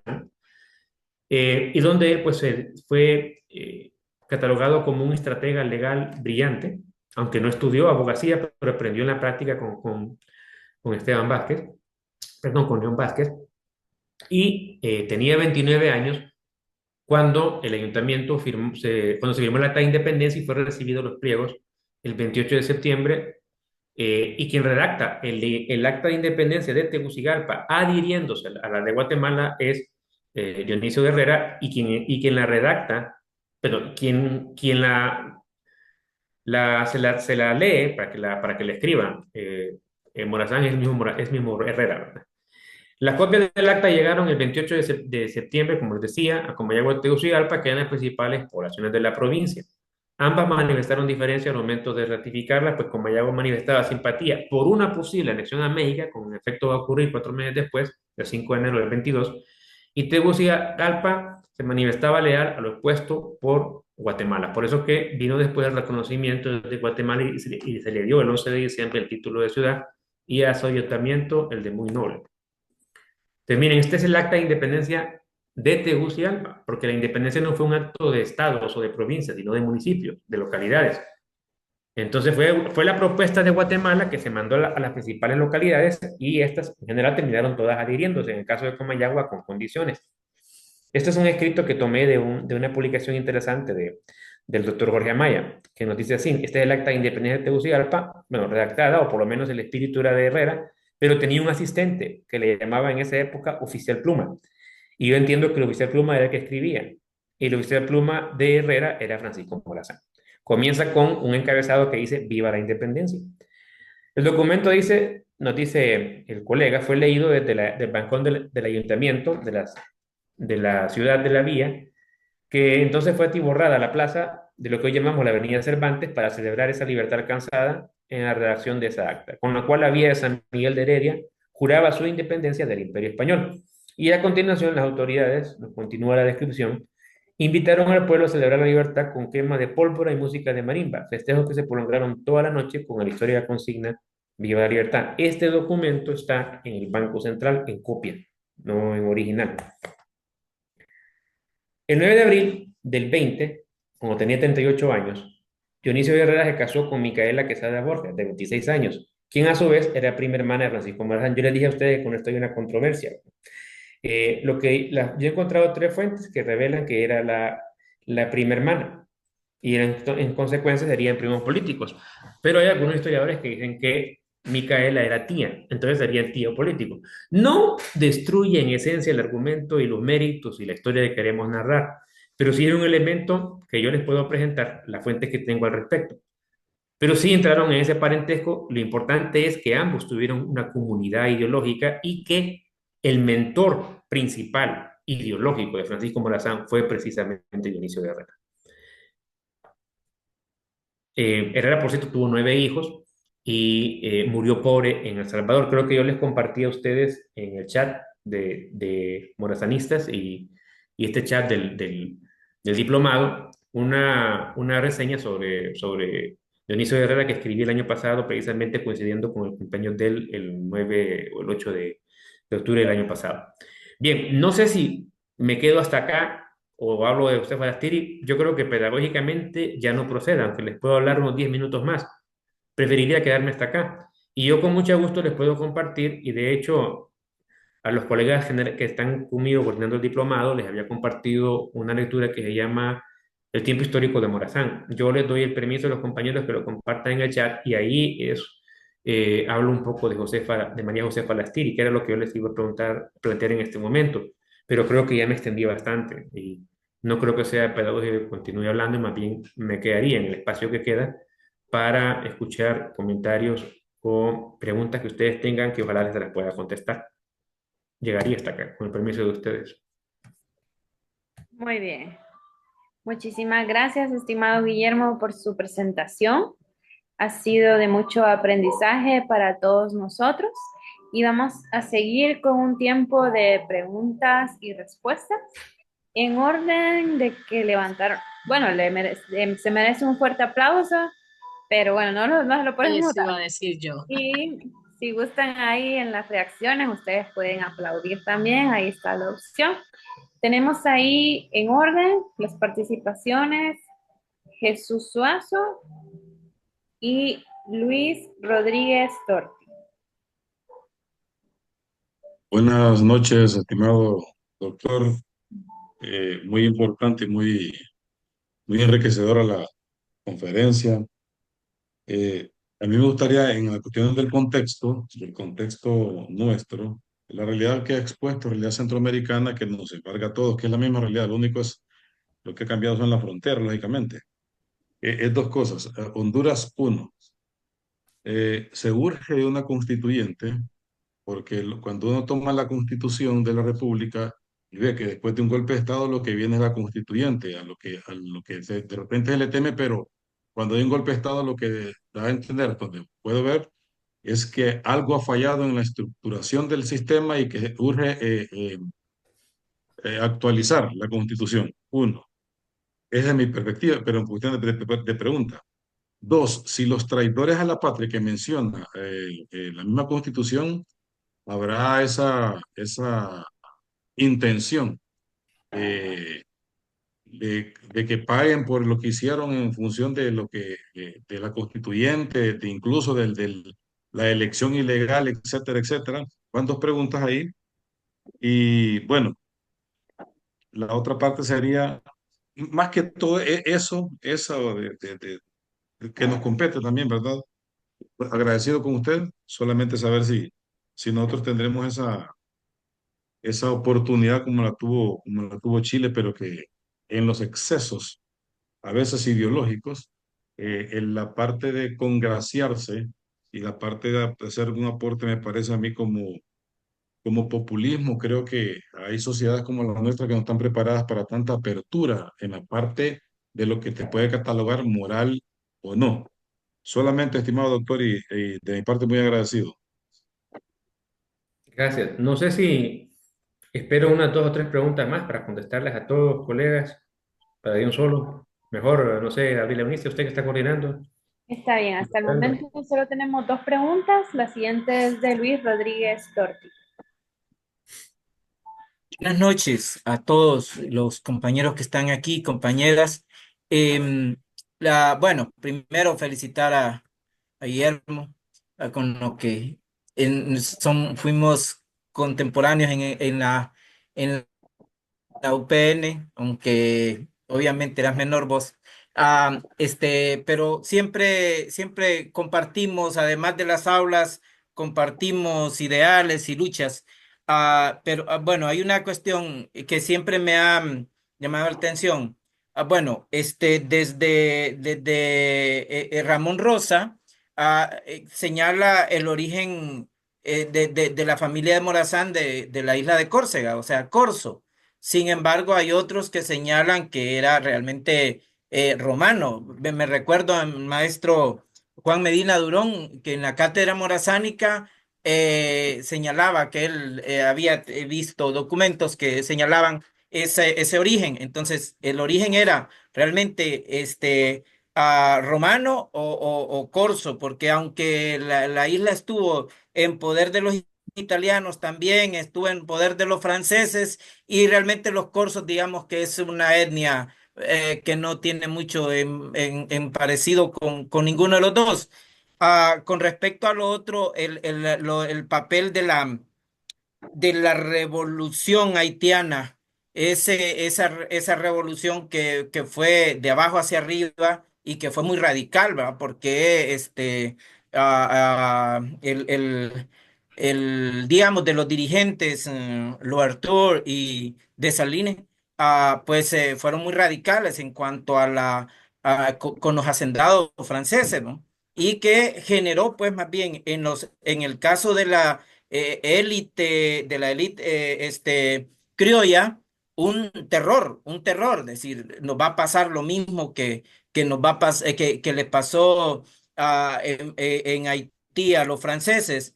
Entonces, ese carácter de adelantarse para prevenir, que de hecho en la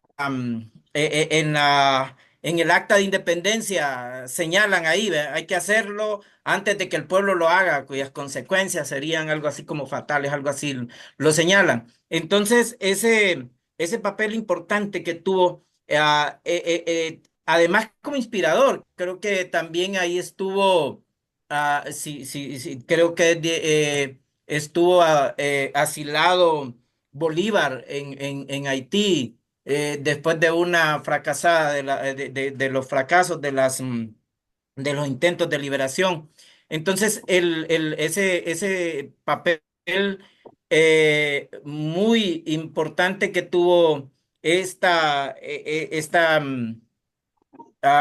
independencia, ¿verdad? En el carácter y que sobre todo eso le va a dar un carácter conservador a los procesos, es decir, comienzan con procesos, digamos, muy sociales, como el caso de México con Hidalgo y con Morelos, ¿verdad? Que una revolución social, ¿verdad? Que planteaban la distribución de la tierra. Sin embargo, el que termina haciendo la independencia es el que fusila a Morelos que termina aliándose con lo que quedaba de digamos, de los primeros independentistas.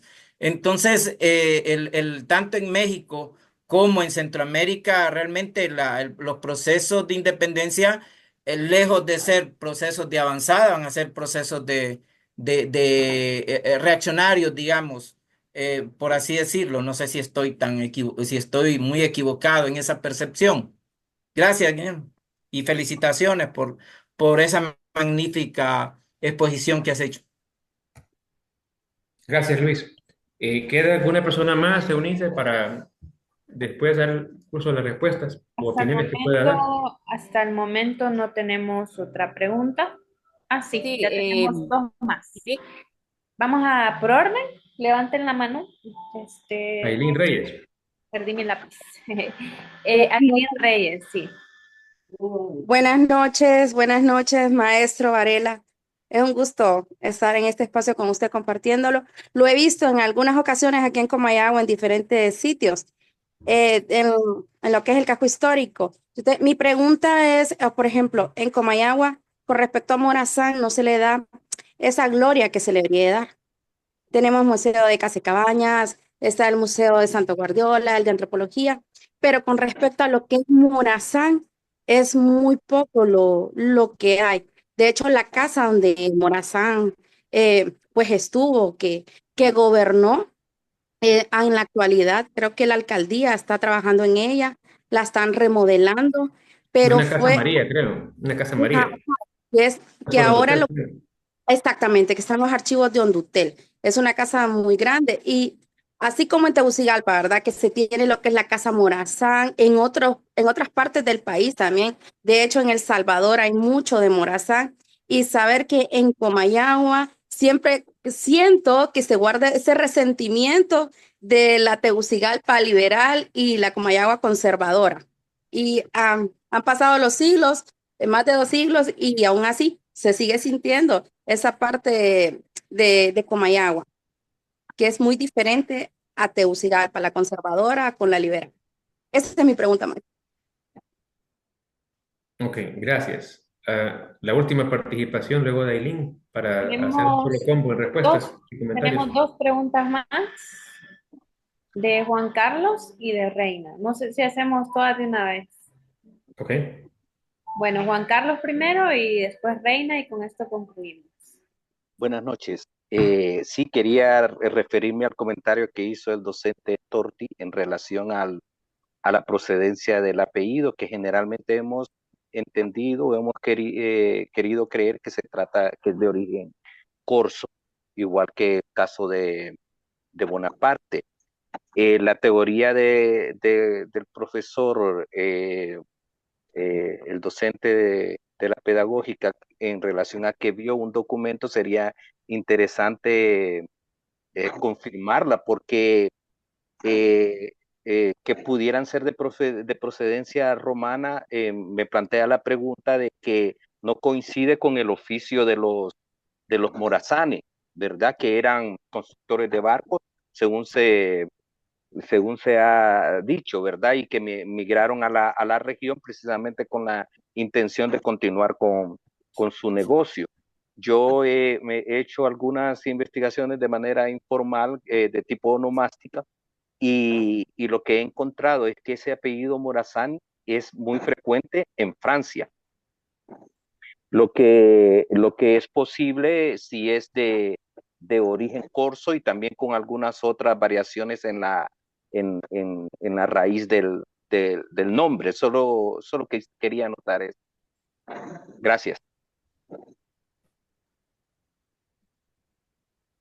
¿Alguien Terminamos más? Una con persona la para finalizar. participación de Reina Edith Ramírez.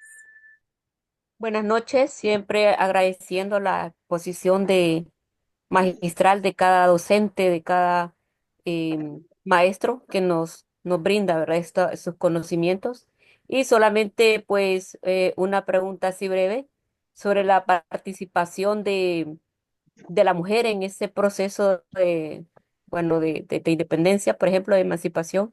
Yo escuché, doctor, en cierta ocasión a la doctora Narela Vélez acerca de, pues, la participación de algunas mujeres, por ejemplo, en el caso de Dolores de Molina, Oye, en el caso, ¿no se escucha? sí le escuchamos. Ajá. En el caso de Josefa Valero, la esposa de Valle, pero sin embargo, a pesar bueno, de lo que escuché, ¿verdad? En el caso de estos personajes, no sé si de pronto hubo en la palestra histórica de ese proceso de emancipación otras mujeres más, ¿verdad? Que participaron en en ese contexto y referente a las bibliotecas.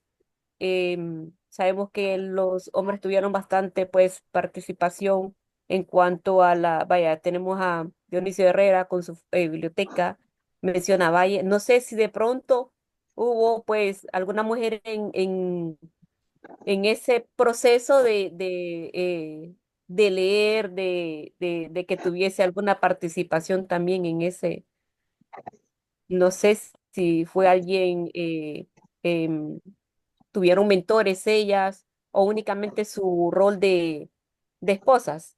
Muchas gracias, doctor. Gracias. Ahora sí, Eunice. ¿O todavía Adelante, no? el tiempo es suyo.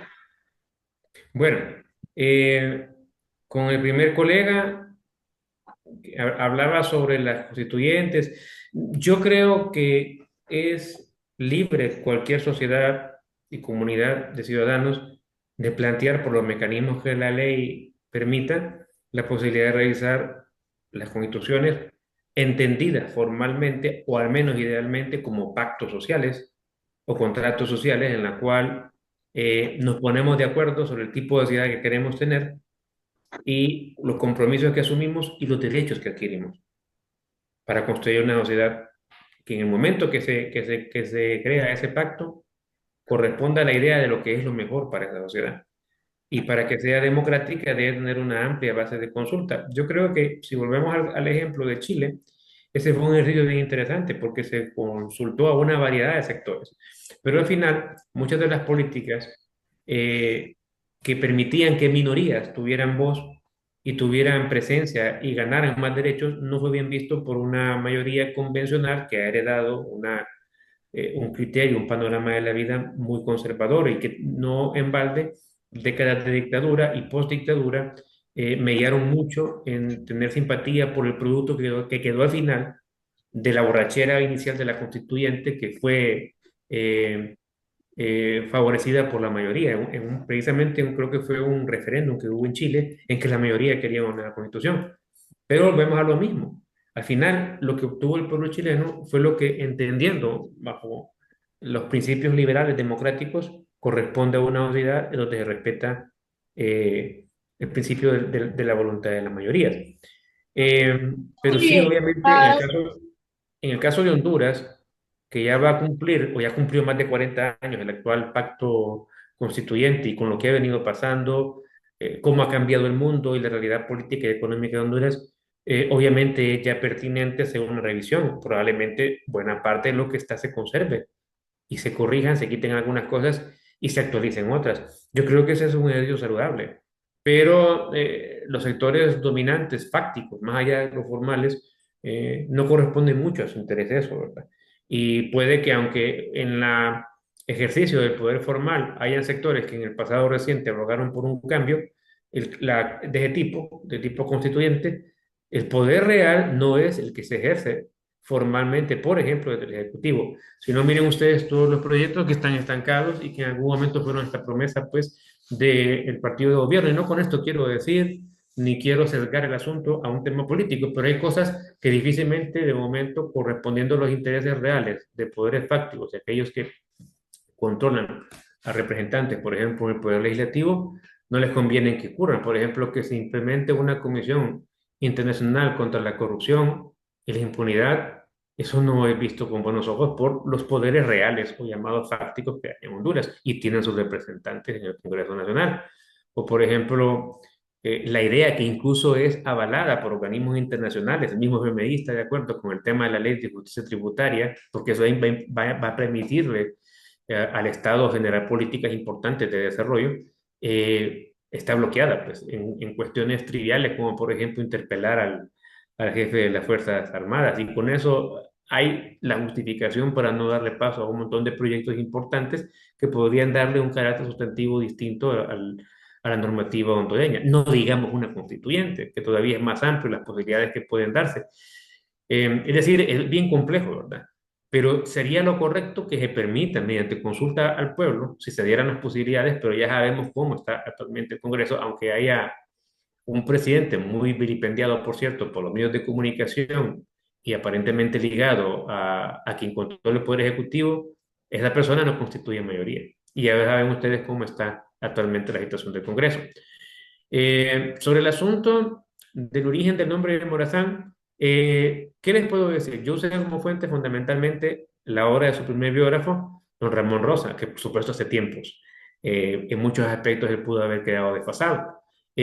No he profundizado mucho sobre ese tema, pero sí les cité la fuente en la que yo me basé para plantearles eso. La gran mayoría de personas que yo he leído y fuentes aseguran que, como dijo un colega anterior, es un apellido de origen italiano y que ese es castellanizó, nos dice Rosa, por el asunto de homologarse un poco al ambiente que restringía o miraba de menos a estos extranjeros en el órbita de la sociedad colonial. Por ejemplo, hay muchos apellidos chinos que se castellanizaron. Por ejemplo, ustedes saben que hay chinos de apellido León, no sé si recuerdan en Tegucigalpa la casa Quinchón León. ¿De dónde deriva el apellido León? De Li-on. O sea, pareciera que fuera un nombre castellano, pero derivado. Y así pasó, en este caso, como nos sugiere Rosa, según esta fuente, el caso de lo que pasó con el tema de Morazani. Lo de Haití, que nos decía el compañero Torti, en efecto fue una revolución muy radical, incluso los primeros líderes fueron asesinados, finalmente se consumó la emancipación, pero es probable que haya puesto en alerta sectores interesados en evitar que le quiten de las manos el control político de sus realidades, eh, de su gobierno, como pasó en el caso de lo que pasó con los frailes progresistas de México, que pretendían una independencia más radical que la que se dio al final, dirigida por Iturbide. Y en el caso de Centroamérica, yo creo que sería para otro momento que con mucho gusto, si me invitan, les puedo dar una charla para evaluar si realmente fue una independencia conservadora o qué fue lo que pasó. Si realmente José Silvio del Valle representaba intereses conservadores, era un defensor de la colonia, como ha dicho alguien que publicó un escrito que ha sido viralizado en las redes, que yo tengo mis reservas con eso. Yo insisto que Valle era liberal, como era liberal Morazán, como era liberal Pedro Molina. Las diferencias eran en la rapidez y en qué momentos pensaban ellos que debían darse los cambios. Yo les dije, por ejemplo, que Valle estaba a favor de la inclusión de los indios, de los negros, pero para él esto iba a estar en función de la gradualidad, de la universalización de la educación en un Estado que en ese momento no tenía la capacidad de universalizarla. O sea, los ilustrados fueron muy utópicos, el mismo Morazán, pero eso no quiere decir que no eran nobles sus sentimientos e ideales utópicos. Y no sé, me quedó pendiente otra cuestión a valorar de lo que me dijeron. Si Bernice me ayuda, o ya me voy a cortar porque ya pasaron 2 horas. Pero creo que la mayoría de las cosas las contesté y quedé en deuda con uno o con 2. Me disculpan, pero yo creo que ya llegamos a las 8 y ya van a ir todos porque viene el partido. Sí, ya está Doctor, empezando. solo pedir la palabra, si me Adelante, permite, Lick. con el Sí, permiso de Ulises. sí, señor. Solamente quisiera, por favor, y esto es muy personal, lea el mensaje que le envié, por favor. Patricia Fajardo le saluda. Ah, Gracias, Lick bueno, Gabriela. Sí, gracias. señor. Ya lo leo, ya lo leo. Muchas gracias. Bien, bien. Bueno, un fuerte aplauso nuevamente para el historiador maestro Guillermo Varela Osorio por su exposición y por su trabajo en el diplomado. Por el día de hoy ya concluimos los primeros dos talleres, los temas de los dos talleres del segundo módulo. El día de mañana vamos a estar reuniéndonos nuevamente a partir de las 2 de la tarde. Y pues estamos para servirles. Gracias por su paciencia y gracias por el apoyo y los buenos comentarios. Estamos haciendo todo lo posible porque esto salga bien. Cualquier situación que se dé a nivel nacional, en cualquier lugar, pues ustedes solo nos escriben. Si falla el internet, si se va la luz, si hay algún tipo de peligro, ustedes no se preocupen. Solo nos avisan o nos avisan después incluso para que no pierdan entonces las actividades que van a hacer.